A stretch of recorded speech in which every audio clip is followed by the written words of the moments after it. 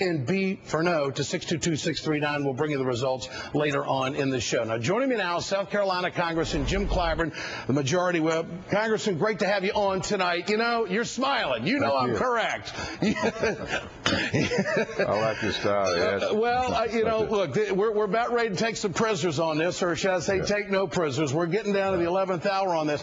And, Congressman, I want to ask you, because you've been around for several decades and then some, have you ever seen progressive groups go after leadership like this before, and what kind of effect do you think it's going to have?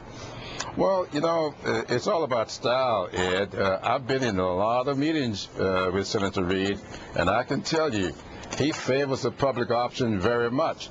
And I think that when you're in the process of negotiating, you tend to use a style to negotiate that you don't want to embarrass anybody or insult anybody. And so I think that Harry is in a negotiating mode.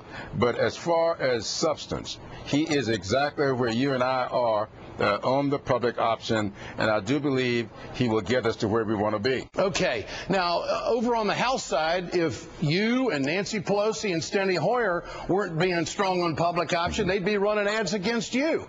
Do you think the progressive organizations that are doing this kind of stuff and targeting leadership, do you think it could backfire, or is this really just part of the game?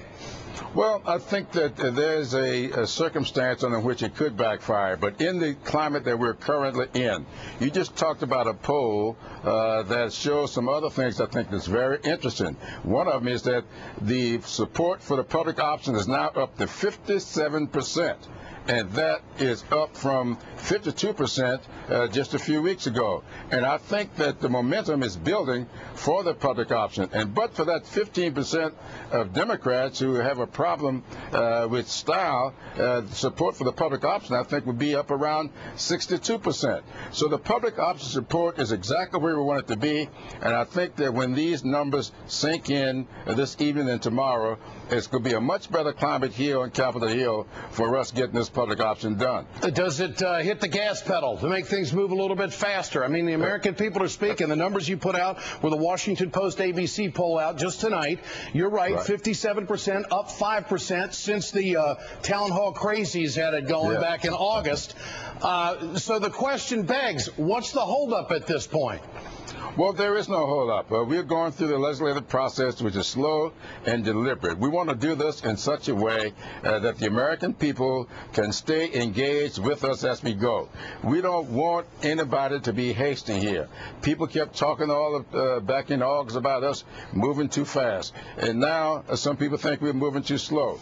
I think to go slow and deliberate, keeping the American people engaged, informing all of our membership what we're doing, making sure we're on pace, get this thing posted on the internet 72 hours before we start voting.